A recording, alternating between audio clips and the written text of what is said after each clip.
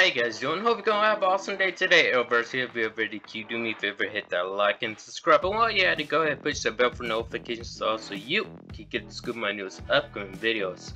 Alright, so this has been all over Reddit. I saw it a little bit on Instagram.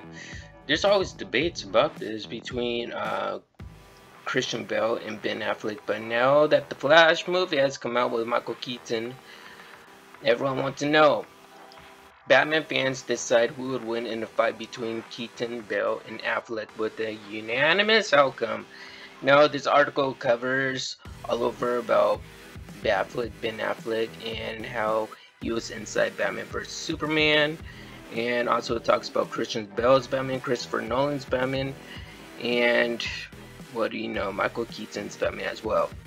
And they already went over the strong points, pros and cons category. Now, I want to give you guys the pros and cons. Alright, so first of all, the trilogy of Christopher Nolan's Batman with Christian Bale. We're going to pick out the biggest diabolical enemy that was actually difficult for Bruce. I'm not going to say it was Bane, I'm not going to say it was Joker, because Michael Keaton, one of his big bads was Joker, so how are you going to actually compare that with Ben Affleck and I guess Jared Leto as the Joker? So we're going to leave those Jokers out of the mix. We're going to start with Christian Bale. Christian Bale, I believe Christian Bale and Ra's al Ghul, the student and mentor, along with the rest of his, I guess you could say, fellow trainings at the League of Shadows. When they're at the League of Shadows, they're all trained by the same mentor, Ra's al Ghul. So, since they were trained by Ra's al Ghul, it was up to Bruce to take on his mentor, take on his former, I guess, fellow students at the League of Shadows, and fight them, defeat them.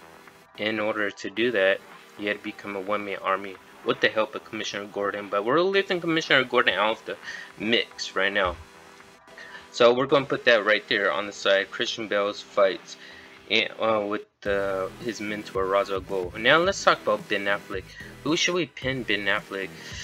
A lot of them keep on saying Superman, so okay, we'll say Superman. Okay, Superman and Batman, so Ben Affleck defeated Superman. Okay, any Batman could do that, because in the TV show, and even including the comic books, even the lore, they said that Batman had every single information on every single weakness inside the Justice League. That's why they kicked him out of the Justice League twice, and then he went and created his own Bat family to protect Gotham.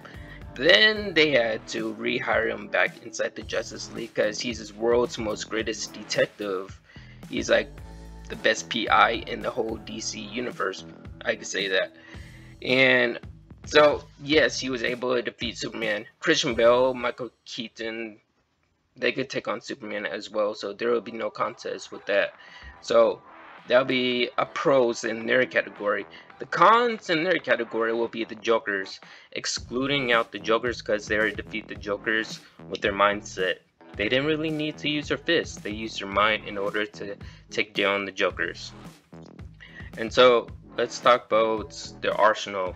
They all know the same martial arts. There's Taekwondo, Wing Chun, Karate, Krav Maga, Judo, Jiu-Jitsu, MMA, Kickboxing, League of Shadows training, which is Ninjutsu, Hapkido, Shotokan. So those are the martial arts that the Batman knows. So Batman already knows all of them. 3 of them, they have the same fighting skills. So that's the hand-to-hand combat routine right there. So they're equal match. Let's talk about the ships. They're Bat Flyers. Okay. So Christian Bale's, his Bat Flyer. I like to call them Bat Flyers for some reason. I don't know. Anyways, it only could seat 2 people because in the Dark Knight Rises, he actually, Lucius Fox actually created aircraft for him, and he was able to turn that aircraft into a bat aircraft. I'm sorry.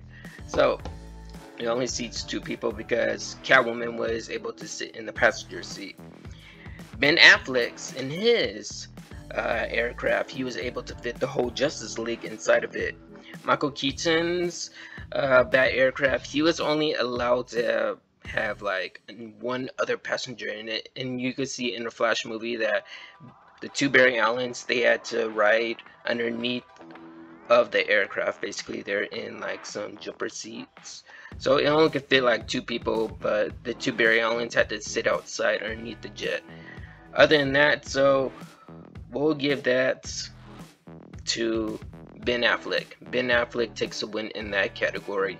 With the Batmobiles, I'd say the Tumbler wins over this. Why? Because the Tumbler could turn into the Bat Cycle, and the Bat Cycle can do things that Ben Affleck's Bat Cycle cannot do, which means defy the laws of gravity.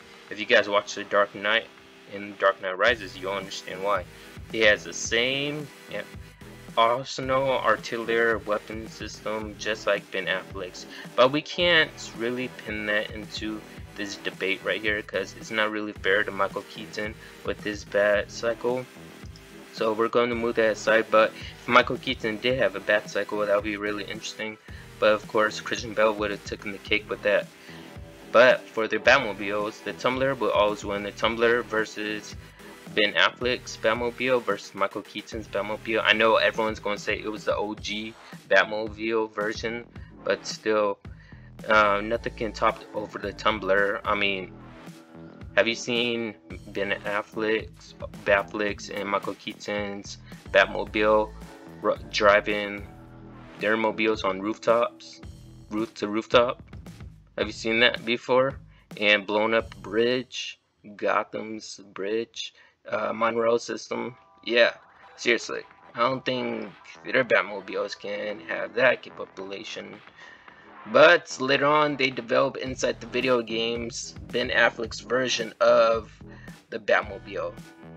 In Batman Begins, they had the Tumbler in it. The Tumbler is an armored artillery vehicle that was actually designed by the military. Affleck and Keaton's are custom model made. They're not military made. Alright, just to let you guys know. So Christian Bale takes the cake in that. With the fighting their enemies, I'd say Christian Bale versus Mentor, Ben Affleck versus Superman, another Justice League member, Michael Keaton. I gotta say, okay, we'll pit him against Joker. Joker is evil, diabolical, and just a crazy, psychopathic maniac killer on the loose still. Which of the 3 is most difficult aspect? I had to say the Mentor, because like I said again, any Batman in the whole multiverse can take on Superman, because they all basically have the same mindset. If you guys have a problem with that, just read the book Batman in Psychology, A Dark and Stormy Night. It tells you a lot of information about Batman, and through his teenage experiences all the way up to his 20s. There's a lot of things you guys don't know about Batman. It talks about Christopher Nolan's Batman. There's Affleck's Batman. It briefly mentions in the comic books as well.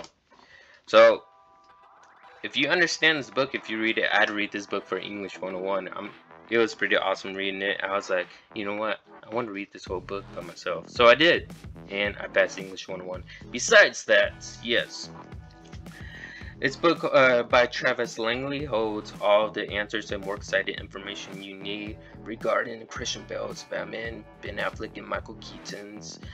And other than that, well, I gotta say that Michael Keaton would win a fight. It wouldn't be a hand-to-hand combat fight or a strategic mobile fight or aircraft fight.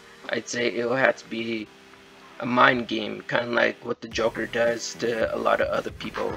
It's like mind games basically. You have to defeat your opponent using this, your brains and your psychology work. You may have to use your fists every now and then, your gadgets. The gadgets are all the same basically that they all have.